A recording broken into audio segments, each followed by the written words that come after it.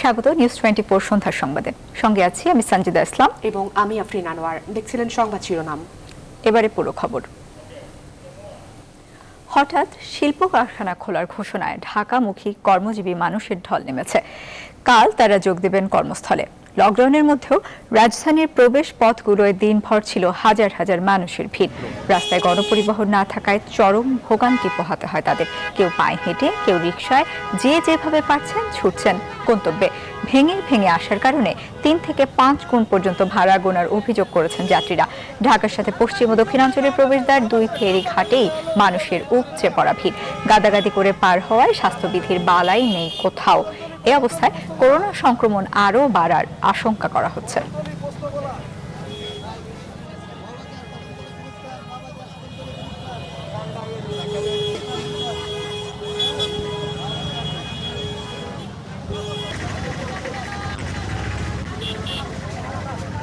জনসমুদ্র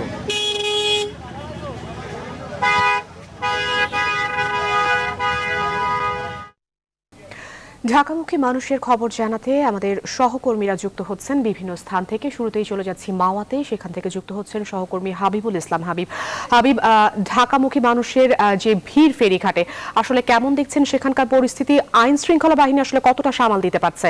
সাধারণ মানুষ কি বলছে?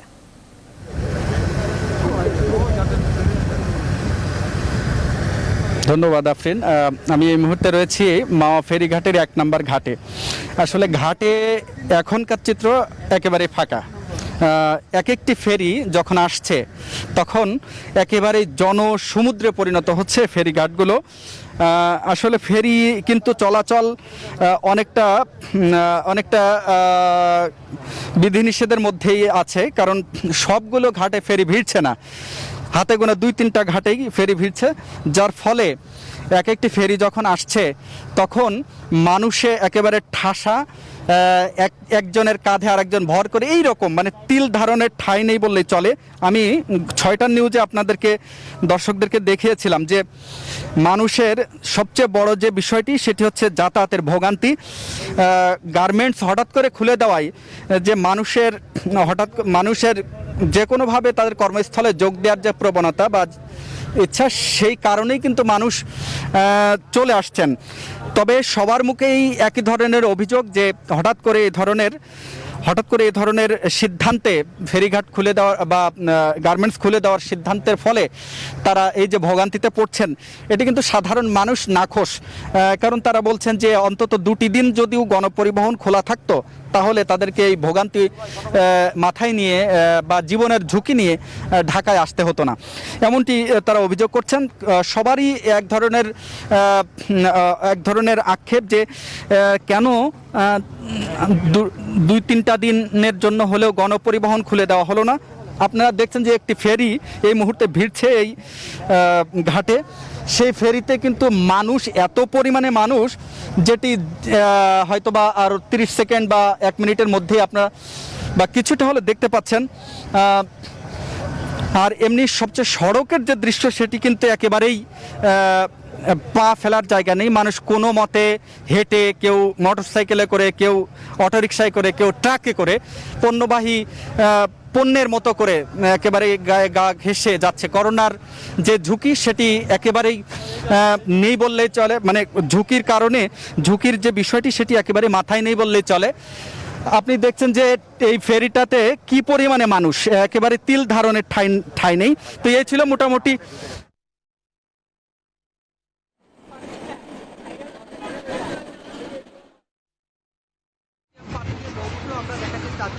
সকাল থেকে কিন্তু এই ঘাট ব্যবহার করে দক্ষিণ পশ্চিমাঞ্চলের 21টি জেলার সাধারণ মানুষ কিন্তু রাজধানীমুখী হয়েছে।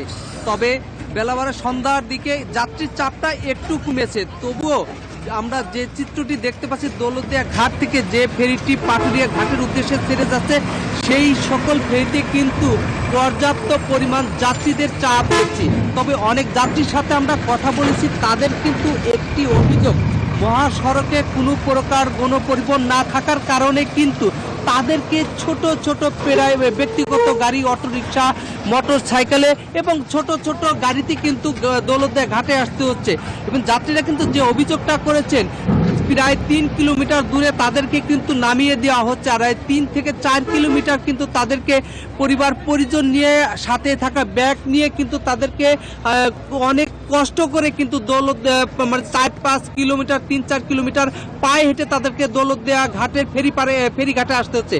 আর এখানে এসে কিন্তু দৌলতদিয়া থেকে ফেরি পার হয়ে তারা পাটুরে ঘাট থেকে কিন্তু চরম দুর্ভোগ স্বীকার করেই কিন্তু তারা পাটুরে ঘাট থেকে রাজধানীমুখী হচ্ছে। তাদেরকে অনেকের অভিযোগ যেটা যে এক্ষেত্রে এভাবে ভেঙে ভেঙে আসার কারণে কিন্তু তাদেরকে 3 থেকে 4 গুণ টাকা অতিরিক্ত ব্যয় হচ্ছে এবং দুর্ভোগের তো সীমা নেই। আর এই দুর্ভোগের সাথে আরেকটি জিনিস যোগ হয়েছে, সেই জিনিসটি হচ্ছে কি যে দফায় দফায় কিন্তু বৃষ্টি, আর এই বৃষ্টির কারণে কিন্তু এই যাত্রীদের চরম দুর্ভোগ পোহাতে হচ্ছে। আমরা সব মিলে বলতে পারি যে হঠাৎ করে গার্মেন্টস খুলে দেওয়ার কারণে কিন্তু গার্মেন্টস খুলে দেওয়ার কারণে তাদেরকে দুর্ভোগ শেষ করে যেতে হচ্ছে। তো এই ছিল দৌলতদিয়া ফেরিঘাটের সর্বশেষ সংবাদ। এখন চলে যাচ্ছে আমার আরেক সহকর্মী আব্দুল্লাহপুর আছেন ফখরুল ইসলাম, ফখরুলের কাছে। ফখরুল,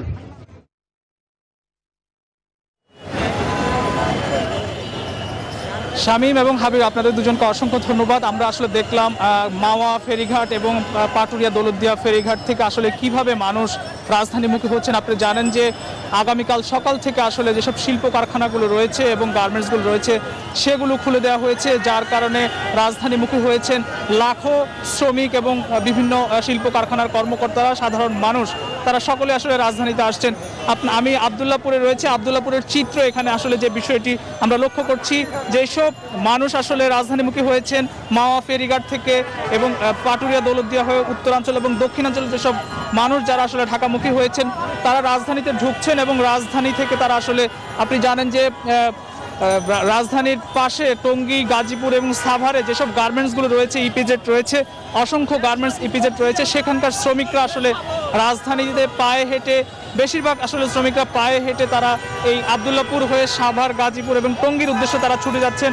আপনি দেখছেন প্রত্যেকের কাঁধে আসলে ব্যাগ এবং তাদের সাথে আমরা কথা বলছিলাম, তারা সকলেই কেউ মাওয়া ফেরিঘাট হয়ে এসছেন, কেউ দৌলতদিয়া এবং গাবতলী হয়ে তারা আসলে এসেছেন। মানুষের আসলে চরম ভোগান্তি রয়েছে, কারণ আপনি জানেন যে কোনো ধরনের পূর্ব ঘোষণা ছাড়াই কিন্তু আসলে হঠাৎ করেই গতকাল আসলে খুলে দেওয়া হয় গার্মেন্টসগুলো, যার কারণে মানুষ হঠাৎ করেই তাদেরকে রাজধানীমুখী হতে হয়েছে, আসতে হয়েছে এবং প্রত্যেককে কিন্তু যাতায়াত যে ভাড়া সেটি কিন্তু কয়েক গুণ গুনতে হয়েছে এবং তারা পায়ে হাঁটার পাশাপাশি একই সঙ্গে বিভিন্ন পরিবহনে তাদেরকে অনেক বেশি বাড়তি ভাড়ার ভোগান্তি নিয়ে তাদের যে গন্তব্য রয়েছে, যেসব বসবাসের জায়গাগুলো রয়েছে কিংবা শিল্প কারখানা অধ্যুষিত এলাকায় তাদেরকে পৌঁছাতে হয়েছে এবং ব্যক্তিগত গাড়ির সংখ্যা অনেকটাই বেড়েছে। রিকশায় করে আসলে সাধারণ মানুষ যাচ্ছেন, মানুষের ভোগান্তির কোনো শেষ নেই। আমাদের আরেক সহকর্মী রয়েছেন গাবতলীতে, সেখানে আরেকটি রাজধানীর প্রবেশ মুখ, সেখানকার পরিস্থিতি আমরা জানবো গাবতলীতে এবং গাবতলীর চিত্র আমরা জানবো আমাদের সহকর্মী নাজমুলের কাছ থেকে। নাজমুল,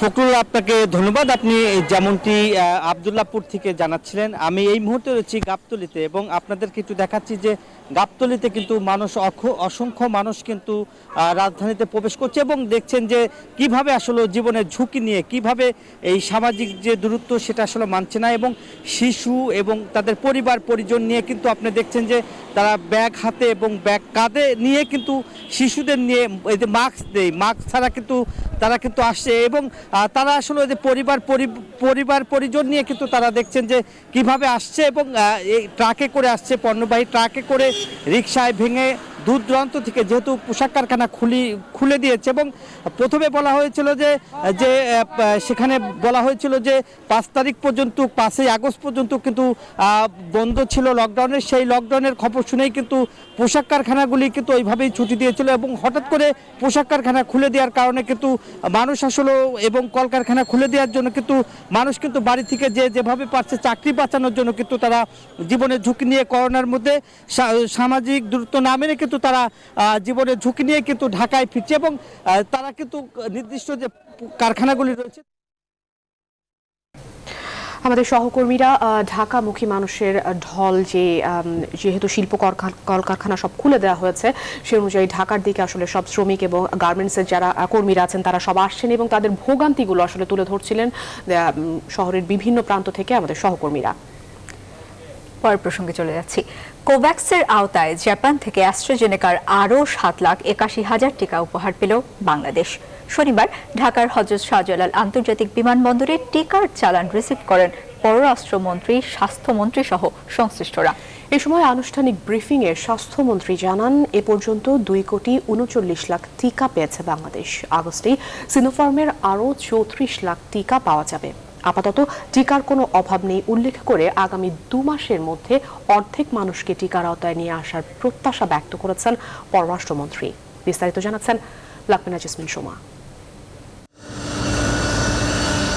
জাপান থেকে অ্যাস্ট্রাজেনেকার 7,81,320 ডোজ টিকার ফ্লাইট ঢাকায় পৌঁছায় শনিবার দুপুরে। কোভ্যাক্সের আওতায় উপহারের এই টিকা গ্রহণ করেন পররাষ্ট্রমন্ত্রী একে আব্দুল মোমেন, স্বাস্থ্যমন্ত্রী জাহিদ মালেক, ঢাকায় নিযুক্ত জাপানের রাষ্ট্রদূত নাওকি ইতো সহ সংশ্লিষ্টরা। পরে আনুষ্ঠানিক ব্রিফিংয়ে জাপান রাষ্ট্রদূত বলেন, করোনা মোকাবেলায় তার সরকারের সহযোগিতা অব্যাহত থাকবে। এই করোনার দুর্যোগে আমরা আপনাদের সঙ্গে একতাবদ্ধ হয়ে লড়ছি। আমরা ধারাবাহিকভাবে বাংলাদেশের সঙ্গে একসাথে কাজ করে যাব। ব্রিফিংয়ে স্বাস্থ্যমন্ত্রী জানান, এ পর্যন্ত 1,30,00,000 মানুষকে টিকা দেওয়া হয়েছে। মজুদ আছে আরও 1,21,00,000 ডোজ। এই অগস্টে প্রথম বা দ্বিতীয় সপ্তাহে আরো 34 লক্ষ টিকা এখানে আমরা পাবো এবং আমাদের অ্যাস্ট্রাজেনেকার টিকাটা আসবে এই অগস্ট মাসে। আগামী মাসে ফাইজারের টিকাও আসার কথা কোভ্যাক্স ফ্যাসিলিটি থেকে 60 লক্ষ। আগামী 7 আগস্ট শুরু হতে যাওয়া গণটিকা কর্মসূচির অগ্রগতি ও পরিকল্পনাও তুলে ধরেন স্বাস্থ্যমন্ত্রী। 13,800 বুথে টিকা দেওয়া হবে। 1 সপ্তাহ ব্যাপী একটা কার্যক্রম। এর মধ্যে প্রায় 1 কোটিরও বেশি টিকা আমরা দিতে সক্ষম হব। এখন আর টিকার অভাব হবে না উল্লেখ করে 2 মাসে দেশের অর্ধেক মানুষকে টিকার আওতায় নিয়ে আসার প্রত্যাশা ব্যক্ত করেন পররাষ্ট্রমন্ত্রী। দেখেন, আপনি কোথাও শুনেছেন দুনিয়ার কোথাও যে 1 সপ্তাহে 1 কোটি লোকের অধিকরে ভ্যাকসিন দিবে? 4টিখানি কথা না। আপনার অনেকেই পণ্ডিত নেতিবাচক লোকেরা বলে 5 বছর 6 বছর লাগবে। 2 মাসের মধ্যে অর্ধেক হয়ে যাবে। বাংলাদেশকে একা জাপানি 30 লাখের উপরে অ্যাস্ট্রাজেনেকা টিকা দেওয়ার ঘোষণা দিয়েছে। কম্পিটেন্সি যে কত উপরে। লাকমিনা জেসমিন সোমা, নিউজ 24, ঢাকা। এবারে করোনা পরিস্থিতি। করোনা ভাইরাস সংক্রমণে গত 24 ঘন্টায় দেশে আরও 218 জনের মৃত্যু হয়েছে। এ সময় নতুন রোগী শনাক্ত হয়েছে 9,369 জন। শনিবার স্বাস্থ্য অধিদপ্তরের সংবাদ বিজ্ঞপ্তিতে এ তথ্য জানানো হয়। একদিনে 30,980 জনের নমুনা পরীক্ষার বিপরীতে রোগী শনাক্তের হার 30.24%। দেশে এখন পর্যন্ত করোনা রোগীর সংখ্যা দাঁড়িয়েছে 12,49,484। মোট মৃত্যু হয়েছে 20,685 জনের। আর করোনায় আক্রান্ত হওয়ার পর এখন পর্যন্ত সুস্থ হয়েছেন 10,78,212 জন। সবশেষ 24 ঘন্টায় সুস্থ হয়েছেন 14,017 জন।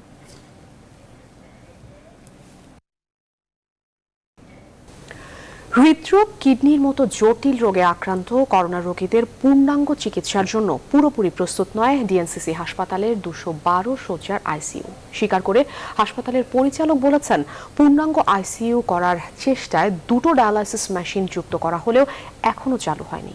প্রস্তুত নয় কার্ডিওলজির রোগীদের চিকিৎসার ব্যবস্থাপনাও। বিস্তারিত তৌহিদ শান্তর প্রতিবেদনে। করোনায় আক্রান্ত রোগীদের চিকিৎসার জন্য তড়িঘড়ি করে প্রস্তুত করা হয় ডিএনসিসির এই ফিল্ড হাসপাতাল। দেশের সবচেয়ে বেশি আইসিইউ শয্যার সুবিধা রেখে কয়েক মাস আগে চালু হওয়া হাসপাতালটি এখন করোনা রোগীতে পরিপূর্ণ। কিন্তু হাসপাতালের আইসিইউ সুবিধা নিয়ে রোগীদের মধ্যে এরই মধ্যে তৈরি হয়েছে চাপা ক্ষোভ। দেশের বিভিন্ন অঞ্চল থেকে করোনা আক্রান্ত তুলনামূলক প্রবীণ রোগীদের নিয়ে আসা হলেও হাসপাতালটিতে বার্ধক্যজনিত নানা রোগের সামান্যতম সুবিধা না থাকায় ভয়াবহ বিপদে পড়ছেন তারা। এটাই সর্বোচ্চ ট্রিটমেন্ট, এর উপরে কোনো ট্রিটমেন্ট নাই। আপনারা সন্তুষ্ট থাকেন যে এখানে পর্যাপ্ত অক্সিজেনটা পাচ্ছে। আনার পরেই তো আপনার পালসটা কম ছিল, অক্সিজেনটা কম ছিল, তো এখানে আনার পর 54 ছিল। আইসিইউ লাগবে, এখন তো এখানে আইসিইউ নাই বলতেছে। বাইরে থেকে দিনে 1 লক্ষ টাকার অক্সিজেন নিয়ে সে সুস্থ থাকতে পারে না, আর সেই সেবা কিন্তু আমি এখানে মাগনা নিলাম। গুরুতর রোগীর চিকিৎসায় এমন সীমাবদ্ধতার কথা স্বীকার করে পরিচালক বলেন, আরও সুবিধা যুক্ত করার জন্য চাহিদাপত্র পাঠানো হয়েছে মন্ত্রণালয়ে। আমরা এই আইসিইউটাকে করেছি যে কোভিডের পেশেন্ট যারা অক্সিজেন সাপোর্ট দরকার এবং সেই সাথে তাদের লাইফ সেভিং সাপোর্টের জন্য যে সমস্ত ইকুইপমেন্ট আমরা আইসিইউতে ইউজ করি সেগুলি কিন্তু আমাদের কাছে রয়েছে। আইডিয়াল একটা আইসিইউ করে যেভাবে আমরা দেখি সেটা এখানে তো করা, যেটা তো ফিল্ড টাইপের একটা হাসপাতাল, আপনারা বুঝতেই পারছেন। ডায়ালাইসিস মেশিন আমি অলরেডি সেট করেছি। আর কার্ডিয়াক ইনভলভমেন্টের মধ্যে যেটি আছে, কার্ডিয়াক যদি কোনো প্রবলেম হয় কার্ডিওলজিস্টরা যেটুকু সম্ভব সেটা তো করা হচ্ছেই, বাট এটা যদি আরও বেশি প্রয়োজন হয় তাহলে তো আপনার কার্ডিয়াক সেন্টার যেগুলো আছে সেখানে তাকে যেতেই হবে। সেই ফ্যাসিলিটিস আমাদের কাছে তো সেই পরিমাণ নাই। রাজধানীর 13টি সরকারি হাসপাতালে করোনা চিকিৎসায় আইসিইউ শয্যা যেখানে মাত্র 172টি, সেখানে ডিএনসিসি হাসপাতালের একাই আছে 212টি আইসিইউ শয্যা। তৌহিদ শান্ত, নিউজ 24, ঢাকা। সারা দেশের হাসপাতালগুলোয় যখন অক্সিজেন সিলিন্ডারের সংকট, তখন দেশের শীর্ষ ব্যবসায়ী গ্রুপ বসুন্ধরা নরসিংদীর কোভিড ডেডিকেটেড হাসপাতালকে 100 সিলিন্ডার দিল। শনিবার জেলা প্রশাসক কার্যালয়ে সিলিন্ডারগুলো হস্তান্তর করা হয়। সংশ্লিষ্টরা আশা করছেন করোনার এই সময়ে বসুন্ধরার কার্যক্রম অব্যাহত থাকবে। উপহারের জন্য বসুন্ধরা গ্রুপের চেয়ারম্যান আহমেদ আকবর সোবহানকে ধন্যবাদ জানান কর্মকর্তারা। হৃদয় খানের তথ্যচিত্রে ডেস্ক রিপোর্ট। শনিবার নরসিংদী জেলা প্রশাসক কার্যালয়ে জেলা প্রশাসক আবু নঈম মোহাম্মদ মারুফ খানের কাছে অক্সিজেন সিলিন্ডারগুলো হস্তান্তর করেন বসুন্ধরা গ্রুপের নির্বাহী পরিচালক নাজমুল আলম ভূঁইয়া। এ সময় উপস্থিত ছিলেন ইস্ট ওয়েস্ট প্রপার্টি ডেভেলপমেন্ট লিমিটেডের নির্বাহী পরিচালক মাহবুবুর রহমান তুহিন ও মহাব্যবস্থাপক মোহাম্মদ মামুনুর রশিদ। করোনা মহামারীর সময়ে বসুন্ধরা গ্রুপ নানাভাবে দেশের মানুষের পাশে থাকছে বলে জানান সংশ্লিষ্টরা। এর মাঝে খাদ্য সামগ্রী বিতরণ থেকে শুরু করে চিকিৎসা সরঞ্জাম উপহার পর্যন্ত সবকিছুই আছে। আমরা যখন যেখানে যতটুকু সম্ভব আমাদের বসুন্ধরা গ্রুপের মাননীয় চেয়ারম্যান মহোদয়ের নির্দেশে আমরা সেগুলো করে আসছি এবং এটা আমরা বাংলাদেশের সব জেলায় ইনশাল্লাহ কন্টিনিউ করে আসব। সবাই এগিয়ে আসলে এই কাজটা অত্যন্ত সহজ হবে। আমরা পরবর্তীতেও এরকম কার্যক্রম কন্টিনিউ করব বলে আশা রাখছি। অনুষ্ঠানে উপস্থিত নরসিংদীর সিভিল সার্জন জানান, গেল 1 মাসে করোনা রোগী আশঙ্কাজনকভাবে বেড়েছে, এতে অক্সিজেনের চাহিদাও বেড়ে গেছে। সব মিলিয়ে এই দুঃসময়ে বসুন্ধরার অক্সিজেন সিলিন্ডারগুলো কাজে লাগবে বলে জানান তিনি। বসুন্ধরা গ্রুপ আজকে যে মহৎ উদ্যোগ নিয়েছে, এই উদ্যোগের মাধ্যমে আমাদের এই অক্সিজেনের সংকট তার কিছুটা অবশ্যই লাভ হবে।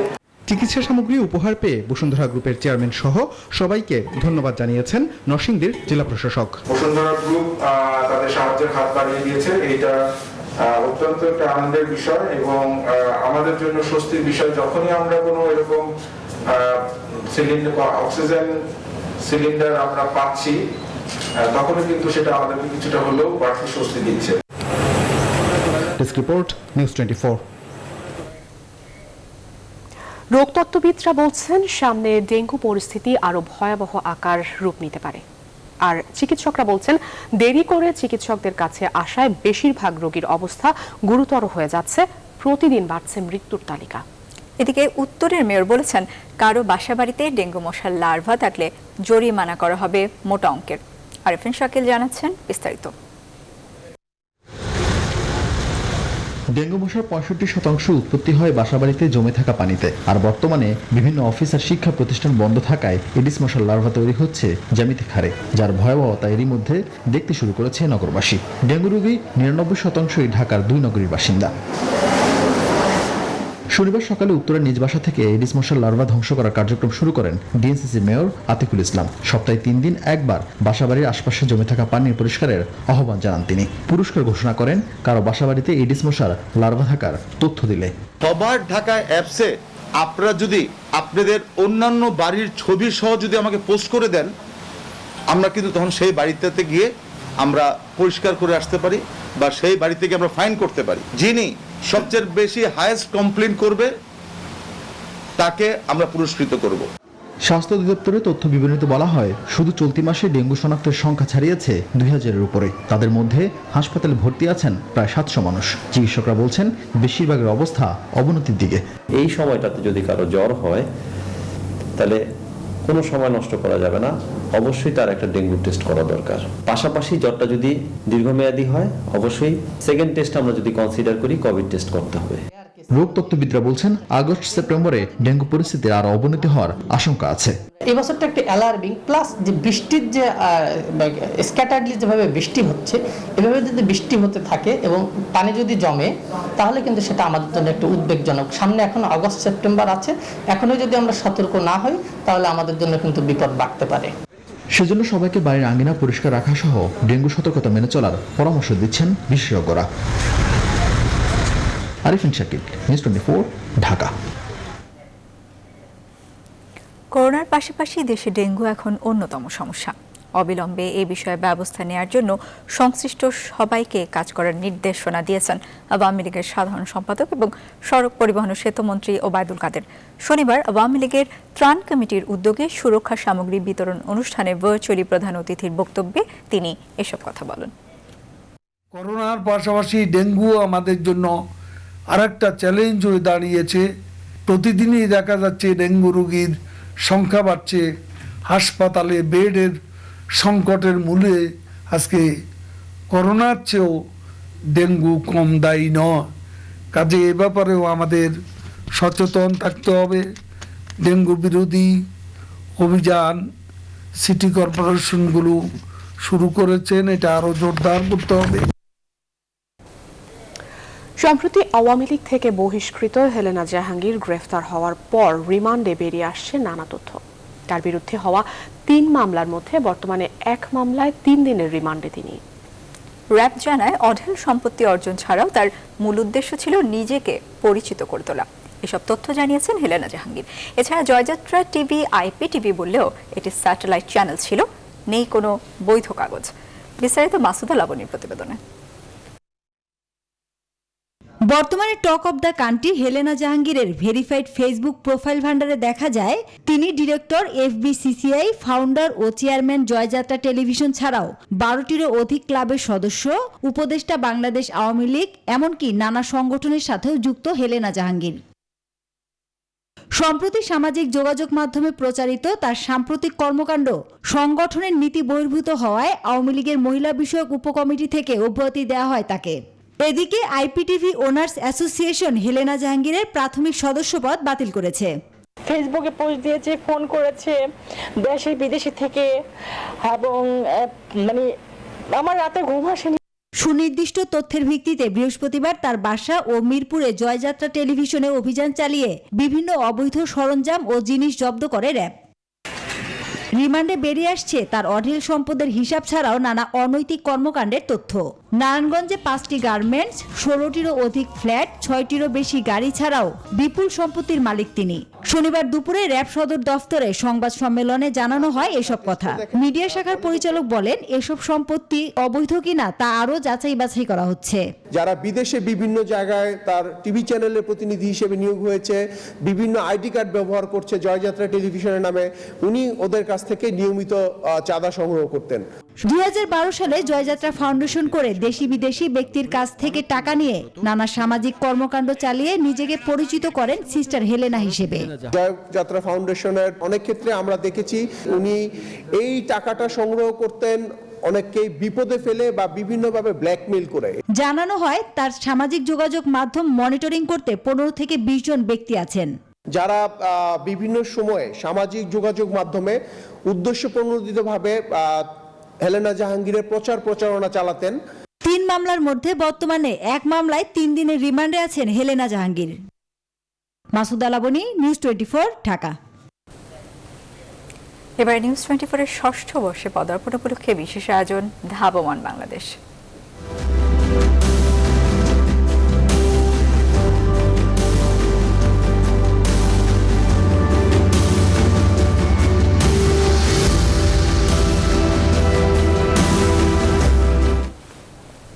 মেগা প্রকল্পের উপর ভর করেই বদলে যাওয়ার স্বপ্ন দেখছে বাংলাদেশ। যদিও প্রায় 1.5 বছর ধরে চলা করোনা বাস্তবতায় গতি কিছুটা হারিয়েছে বেশিরভাগ প্রকল্প, ফলে সময় মতো এসব প্রকল্প শেষ হওয়া নিয়ে শঙ্কা বাড়ছে। তবে এর মধ্যেও শেষ পর্যায়ে পদ্মা সেতুর কাজ। আগামী বছরের জুনে এই সেতু দিয়ে যান চলাচলের লক্ষ্য কর্তৃপক্ষের। সব প্রকল্প সময় মতো শেষ করতে প্রয়োজনীয় পদক্ষেপের তাগিদ বিশেষজ্ঞদের। প্লাবন রহমানের রিপোর্টে বিস্তারিত। নানা বাধা পেরিয়ে একেবারে শেষ পর্যায়ে স্বপ্নের পদ্মা সেতুর নির্মাণ কাজ। সেতুর উপরে এরই মধ্যে হয়েছে পরীক্ষামূলক এমন পিচ ঢালাই। দেশে করোনার ভয়াবহ অবস্থার মধ্যেও পুরোদমে এগুচ্ছে 6.15 কিলোমিটারের পদ্মা সেতুর কর্মযজ্ঞ। 42 খুঁটির উপর 41 স্প্যানে দৃশ্যমান এই সেতু দিয়ে আগামী বছরের জুনে যানবাহন চলাচলের লক্ষ্য কর্তৃপক্ষের। আমাদের প্রকল্পের কাজ সমাপ্ত হয়ে যাবে ইনশাআল্লাহ জুন 2022। বাস্তবায়নের পথে চট্টগ্রামের সম্ভাবনা কর্ণফুলী টানেল প্রকল্প। নদীর তলদেশ দিয়ে নির্মিত 4 লেন বিশিষ্ট 3.4 কিলোমিটার দীর্ঘ টানেলের একটি টিউবের খনন কাজ শেষ। দ্বিতীয় টিউবের কাজও এগুচ্ছে দ্রুত গতিতে। প্রকল্পের অগ্রগতি প্রায় 70%। 2022 সালের ডিসেম্বরে এই প্রকল্প শেষের আশা কর্তৃপক্ষের। করোনার মধ্যেও আনুষ্ঠানিকভাবে নির্মাণ কাজ শুরু হয়েছে মাতারবাড়ি গভীর সমুদ্র বন্দর প্রকল্পে। সংশ্লিষ্টদের আশা 2026 সাল নাগাদ জাহাজ ভিড়বে মাতারবাড়ি সমুদ্র বন্দরে। তবে করোনার থাবায় কাজ চলমান থাকলেও প্রত্যাশা মতো এগোয়নি রাজধানীর 3 মেগা প্রকল্প। রাজধানীর উত্তরা থেকে মতিঝিল রুটের মেট্রো রেল প্রকল্পে এরই মধ্যে দৃশ্যমান বিভিন্ন স্টেশন। দেশে পৌঁছেছে লাল সবুজ এমন মেট্রো রেল সেট। তবে এবছরের ডিসেম্বরে মেট্রো রেল চালু হওয়ার কথা ফলাও করে বলা হলেও হয়তো তেমনটা হচ্ছে না। নতুন টার্গেটও দিতে পারছে না কর্তৃপক্ষ। রাজধানীর এয়ারপোর্ট থেকে ঢাকা চট্টগ্রাম মহাসড়কের কুতুবখালী পর্যন্ত এলিভেটেড এক্সপ্রেসওয়ে প্রকল্পে কাজ চলছে বটে। তবে মহামারী করোনার সঙ্গে মানিয়ে নিয়ে সব মিলিয়ে 9 বছরের 4 বার সময় পিছিয়েও প্রকল্পের অগ্রগতি মাত্র প্রায় 30%। আমরা করোনার মধ্যে কাজ আমরা বন্ধ রাখি নাই, কাজ পুরোদমে চলছে। পুরো পথে ঢাকা এলিভেটেড এক্সপ্রেসওয়ে অতিক্রম করবে 6টি ফ্লাইওভার। এই কুড়িল ফ্লাইওভারের পরে বনানী, মহাখালী, মগবাজার, খিলগাঁও এবং সবশেষে মেয়র হানিফ ফ্লাইওভারের উপর দিয়ে এই এক্সপ্রেসওয়ে নামবে ঢাকা চট্টগ্রাম মহাসড়কের কুতুবখালী। আর এসবকেই প্রকল্প বাস্তবায়নে বড় বড় চ্যালেঞ্জ মানছেন বিশ্লেষকরা, প্রকল্প সংশ্লিষ্টরাও। হিমশিম খাচ্ছে রাজধানীর আরেক মেগা প্রকল্প বাস র্যাপিড ট্রানজিট বিআরটি প্রকল্প। গাজীপুর থেকে বিমানবন্দর পর্যন্ত 20 কিলোমিটার বাসের জন্য আলাদা লেন প্রকল্পে অগ্রগতি অর্ধেক। ব্যস্ততম এই পথের দুর্ভোগ কবে কাটবে তা এখনো নিশ্চিত নয়। যোগাযোগ বিশেষজ্ঞ অধ্যাপক ডক্টর শামসুল হকের মতে করোনার ধাক্কায় সময় মতো মেগা সব প্রকল্প শেষ করা কঠিন হবে। এই করোনা বাস্তবতায় প্রত্যেকটা চেনের মধ্যে একটা বিরাট বত্তায় হয়ে গেছে। সো টপ থেকে পরামর্শ নাই, বটম থেকে ম্যাটেরিয়াল নাই। এই বাস্তবতায় টাইম ওভাররান হবে নির্দ্বিধায় বলা যায়। টাইম ওভাররান হলে খরচটাও বাড়বে। এজন্য মেগা প্রকল্পগুলোর গতি ধরে রাখা কর্তৃপক্ষের কাছে বড় চ্যালেঞ্জ হয়ে থাকছে সামনের সময়গুলোই। লাবন রহমান, নিউজ 24, ঢাকা। সন্ধ্যা সংবাদের সময় হলো একটি বিরতি। ফিরছি আরো খবর নিয়ে, সঙ্গেই থাকুন। আবারও স্বাগত। দেখছেন নিউজ 24 সন্ধ্যা সংবাদ। শনিবার 3 উপজেলায় ত্রাণ বিতরণের মাধ্যমে শেষ হলো বগুড়া জেলায় 4000 পরিবারের মাঝে বসুন্ধরার খাদ্য সহায়তা কার্যক্রম। 4 দিনের মধ্যে এই বিপুল কর্মযজ্ঞ শেষ করেন সংশ্লিষ্টরা। বসুন্ধরা গ্রুপের চেয়ারম্যান আহমেদ আকবর সুবহানের নির্দেশনায় পরিবারগুলোর মাঝে খাদ্য পৌঁছে দেওয়ার পুরো প্রক্রিয়া সম্পন্ন করে দৈনিক কালের কণ্ঠের পাঠক ফোরাম শুভ সংঘ। আব্দুস সালাম বাবুর তথ্যচিত্রে ডেস্ক রিপোর্ট। এটি বগুড়ার নন্দীগ্রামের চিত্র। শনিবার দুপুরে স্থানীয় একটি স্কুল মাঠে স্বাস্থ্যবিধি মেনে জড়ো হন অসহায় দরিদ্র মানুষ। কাজ না থাকায় খাবার জোগাড় করা নিয়েই এদের যত চিন্তা। চোখে মুখে বেঁচে থাকার জন্য সহায়তার আকুতি। এই মানুষদের মাঝে বসুন্ধরা গ্রুপের চেয়ারম্যান আহমেদ আকবর সোবাহানের উপহার পৌঁছে দেওয়া হয় সরকারি বিধিনিষেধ মেনে। আমি কাঠমিস্ত্রি কাজ করি, আমার বিগত 1 মাস ধরে কাজ কাম নাই, যেটুকু খাবার পেলাম এটুকু খাইলে আলহামদুলিল্লাহ কয়েকদিন ভালো চলতে পারবো। আমি একটু অসুস্থ লোক, ক্যান্সার রোগী। আমি আগে ব্যবসা বাণিজ্য ছিল, এখন ব্যবসা বাণিজ্য কিছু নাই, এখন আমি তো বেকার। আমি এই পণ্যটা পেয়ে আমার অনেক উপকার হবে। বসুন্ধরা আমার খাবার দিল বাবা, আমরা খুশি। তার কাছে সুস্থ রাখে, খাবার পায়া আমরা বড় খুশি। আল্লাহ তারকে ভালো করে। নন্দীগ্রামের মতো শিবগঞ্জ ও কাহালু উপজেলায়ও শনিবার খাবার বিতরণ করা হয়। 3 উপজেলায় একদিনে সাহায্য পায় 900 পরিবার। বগুড়ার পর রাজশাহী বিভাগের অন্যান্য জেলায় এ কার্যক্রম অব্যাহত থাকবে বলে জানান সংশ্লিষ্টরা। আগামীকালকে থেকে আমরা জয়পুরহাটে এই কার্যক্রম শুরু করব এবং পর্যায়ক্রমে রাজশাহী বিভাগের 24,000 পরিবারকে আমরা এই সহায়তা পৌঁছে দেব।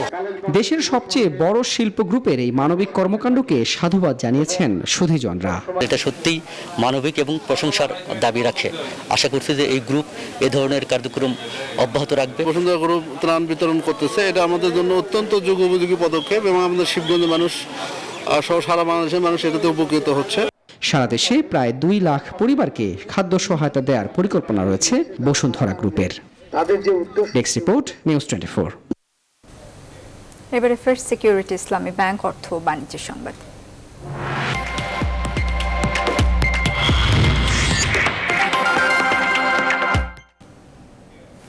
মহামারীর সময়ও বিশ্বের অন্যতম শীর্ষ প্রবৃদ্ধির দেশ বাংলাদেশ। প্রবাসীদের পাঠানো রেমিট্যান্স আর রপ্তানি আয়ের উপর নির্ভর করে প্রবৃদ্ধির এই চাকা সচল রয়েছে বলে মত বিশেষজ্ঞদের। পরিকল্পনা মন্ত্রী অবশ্য বলছেন, শুধু প্রবৃদ্ধি নয়, মহামারীতে মানুষের জীবন জীবিকা বাঁচাতেই নজর বেশি তাদের। অন্যদিকে ব্যবসায়ী নেতারা বলছেন, লকডাউনে কারখানা বন্ধ থাকলে প্রবৃদ্ধির ইতিবাচক ধারা ধরে রাখা সম্ভব হবে না।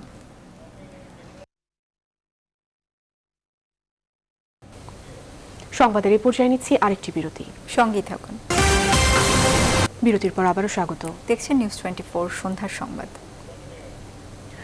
উপকূলীয় এলাকায় বৃষ্টি অনেকটাই কম এখন, ফলে পানি নামতে শুরু করেছে, তবে এখনো দুর্ভোগ রয়ে গেছে।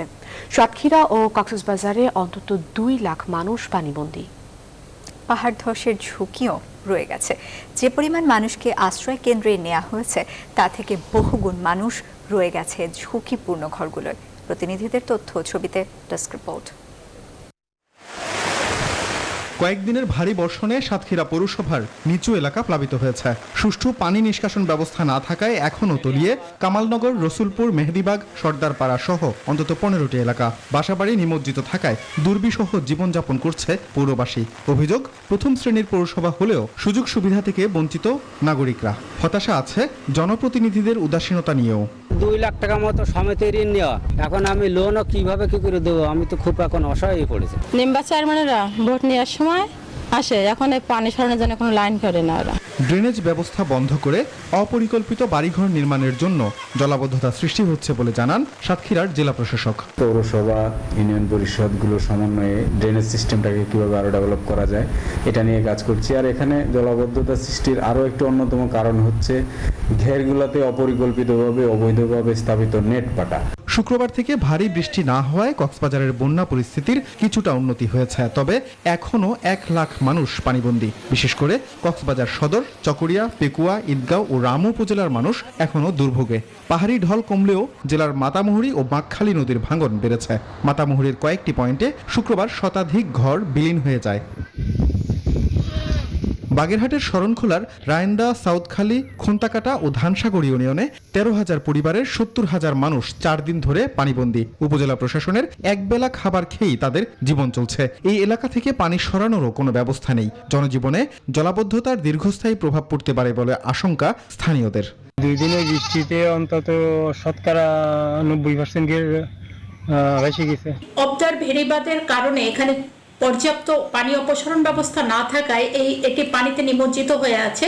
আমরা বিষয়টি গতকাল তাৎক্ষণিকভাবে বাগেরহাটের জেলা প্রশাসক মহোদয়কে জানানোর সঙ্গে সঙ্গে উনি শরণখোলা গতকাল পরিদর্শন করেছেন। পাহাড় ধসের শঙ্কা থাকলেও চট্টগ্রামের ঝুঁকিপূর্ণ এলাকা থেকে সরতে রাজি নন বসবাসকারীরা। বাটালিহিল, মতিঝর্ণা, পাহাড়তলী, বায়েজিদ, আকবরশাহ, কাট্টলি সহ বেশ কয়েকটি জায়গায় পাহাড়ে লাখ লাখ মানুষ বাস করেন। জেলা প্রশাসন প্রতি বছর মাইকিং ও সচেতনতা কার্যক্রম চালালেও ফল শূন্য।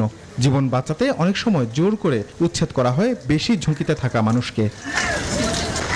Desk report, news 24। সন্ধ্যার সংবাদে আবারও বিরতি নিচ্ছি, ফিরছি একটু পর। বিরতির পর আবারও স্বাগত। দেখছেন নিউজ 24 সন্ধ্যার সংবাদ। এবার নিউজ 24 স্পোর্টস। অস্ট্রেলিয়ার বিপক্ষে 5 ম্যাচ টি20 সিরিজকে সামনে রেখে আনুষ্ঠানিক অনুশীলন সূচি প্রকাশ করেছে বিসিবি। সেই সঙ্গে 4 সদস্যের আম্পায়ার প্যানেলের তালিকাও প্রকাশ করেছে বোর্ড। ম্যাচ পরিচালনা করবেন সৈকত, মাসুদুর রহমান মুকুল, গাজী সোহেল ও তানভীর আহমেদ থাকবেন আম্পায়ারের দায়িত্বে। আর ম্যাচ কমিশনার হিসেবে দায়িত্ব পালন করবেন নিয়ামুর রশিদ রাহুল।